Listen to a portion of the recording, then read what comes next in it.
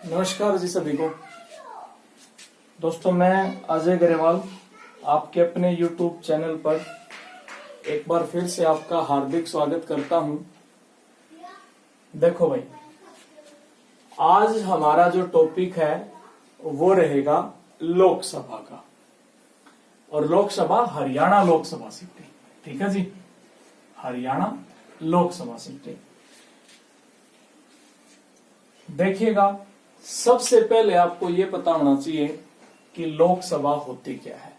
देखो, हमने पिछली वीडियो में बताया था कि हमारे भारत में जो संसद है वो द्विसदनीय है, जिसका एक पार्ट राज्यसभा और दूसरा पार्ट लोकसभा है। ठीक है जी। तो सबसे पहले आप इसके नाम याद करेंगे। देखो, लोकसभा को अस्थायी सदन कहते हैं, क्योंकि प्रत्येक 5 वर्ष के बाद इलेक्शन होते हैं। यहाँ पे लोकतंत्र देश है भारत, नए सदस्य चुन करके आते हैं।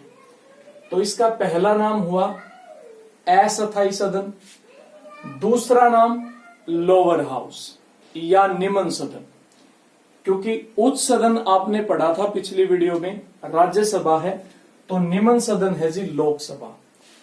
और तीसरा इसका जो नाम है काफी इंपॉर्टेंट, लोकप्रिय सदन, या फिर आप इसको जनता का सदन भी बोल सकते हैं।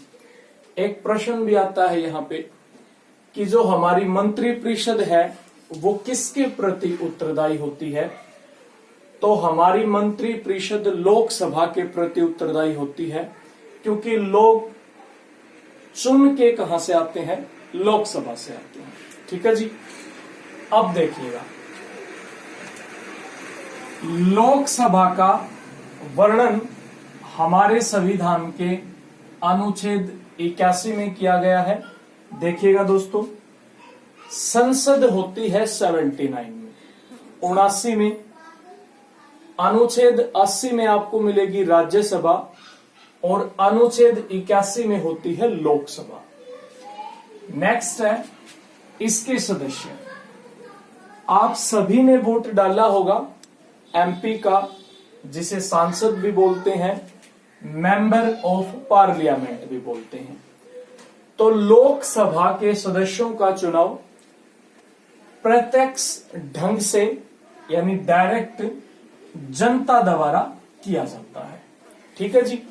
वही कंडीशंस रहेंगी कि 84 विधान संशोधन 2001 2026 तक सीटों को ना बढ़ाया जा सकता है ना घटाया जा सकता है। ठीक है।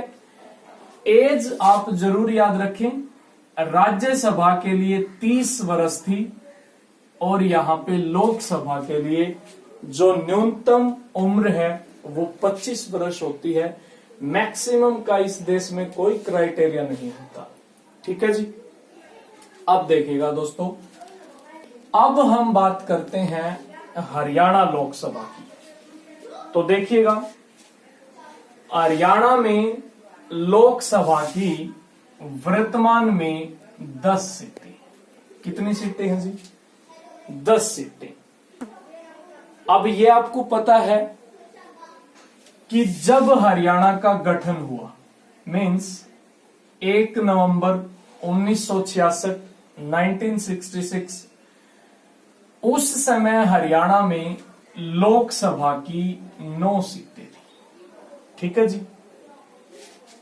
1971 में परिसीमन आयोग ने इनकी संख्या बढ़ा करके 10 कर दी गई, और जो 10वीं सीट है लोकसभा की, या फिर आप कहें अंतिम सीट, वो दोस्तों फरीदाबाद है। कौन सी सीट है? फरीदाबाद। ये 1971 में ऐड हुई है हरियाणा लोकसभा सीटों में, उससे पहले 9 थी। क्लियर है? तो अब देखिएगा, अब आपको पढ़ना है कि कौन कौन सी सीट है और वहां से वर्तमान में सदस्य या सांसद कौन है। तो देखिएगा दोस्तों, पहली सीट है जी अंबाला। ठीक है। अंबाला एक रिजर्व सीट है। ठीक है, मैं इसका भी इतिहास आज इसी वीडियो में बताऊंगा, ये रिजर्व सीट कहां से स्टार्ट हुई है इंडिया में। देखो, हमारी जो लोकसभा की सीटें हैं उनमें 2 आरक्षित हैं, रिजर्व हैं, एक अंबाला और दूसरी है जी आपकी सिरसा, ये वाली। ठीक है जी, याद रहेगा, 2 आरक्षित हैं, अंबाला और सिरसा, बाकी सभी जनरल हैं, सामान्य हैं। अब देखिएगा, अंबाला से वर्तमान में रतन लाल कटारिया जी सांसद हैं। क्लियर है, अंबाला से रतन लाल कटारिया। सेकंड है जी आपकी गुरुग्राम। गुरुग्राम से इस समय राव इंद्रजीत सिंह सांसद हैं। कहते हैं दक्षिण भारत में काफी प्रभुत्व है इनका, बहुत ही अच्छे लीडर हैं, अहिरवाड़ के नेता माने जाते हैं।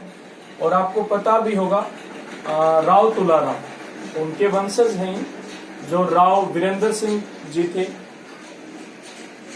जिन्होंने अलग पार्टी बनाई थी, जो हरियाणा के दूसरे मुख्यमंत्री थे, उनके लड़के हैं राव इंद्रजीत सिंह। क्लियर है, आपको याद रखना है। तीसरा है जी आपका सिरसा, जो एक आरक्षित सीट है। यहां से इलेक्शन लड़ा है सुनीता दुग्गल ने और विनर है भाई, ये एक IAS अधिकारी है। क्लियर है, सुनीता दुग्गल सिरसा से है वर्तमान में सांसद, IAS अधिकारी हैं। नेक्स्ट है जी आपका भिवानी। दोस्तों, इस सीट को भिवानी महेंद्रगढ़ के नाम से जाना जाता है, इकट्ठी हैं दोनों, भिवानी महेंद्रगढ़। ठीक है जी, और यहां से सांसद हैं चौधरी धर्मवीर सिंह। ठीक है, चौधरी धर्मवीर सिंह। इसकी एक विशेषता है भिवानी महेंद्रगढ़ सीट की, वो विशेषता क्या है कि क्षेत्रफल के हिसाब से, किसके हिसाब से? क्षेत्रफल के हिसाब से हरियाणा की सबसे बड़ी लोकसभा सीट है भिवानी महेंद्रगढ़ सीट। क्लियर है, आपको याद रखना है। अच्छा जी, नेक्स्ट आपकी रोहतक। अच्छा जी, एक मिनट, एक क्वेश्चन और छूटता है यहाँ पे, सिरसा। देखो, आपको ये भी याद रखना है कि जो सिरसा लोकसभा सीट है ना, मैं जिले की बात नहीं कर रहा, लोकसभा सीट की बात कर रहा हूं। जो सिरसा लोकसभा सीट है वो एक आरक्षित सीट है ना, रिजर्व सीट है। कई बार आपसे एग्जाम में पूछ सकता है, अच्छा क्वेश्चन है, कि हरियाणा की कौन सी लोकसभा सीट में सबसे ज्यादा आरक्षित विधानसभा क्षेत्र आते हैं? तो आपको याद रखना जी, सिरसा की लोकसभा सीट में सर्वाधिक 3 आरक्षित विधानसभा क्षेत्र आते हैं। नरवाड़ा जो जींद में है लेकिन लोकसभा में आएगा सिरसा में, रतिया जो सिरसा में है, और एक कालावाली जो सिरसा में है। ठीक है जी, तो सबसे अधिक आरक्षित विधानसभा सीटों वाली लोकसभा सीट है सिरसा। क्लियर है जी, कैसे याद रखेंगे? खुद एक रिजर्व सीट है ये, अंबाला को छोड़ दो, 2 ही रिजर्व है, याद रह जाएगी इजीली। अब मैं बात करता हूं जी सबसे कम, तो भिवानी महेंद्रगढ़ लोकसभा एक ऐसी लोकसभा सीट है जहां पर एक भी आरक्षित विधानसभा सीट नहीं है। ये 2 क्वेश्चन आपको याद रखने भिवानी से। क्या क्या बताया मैंने?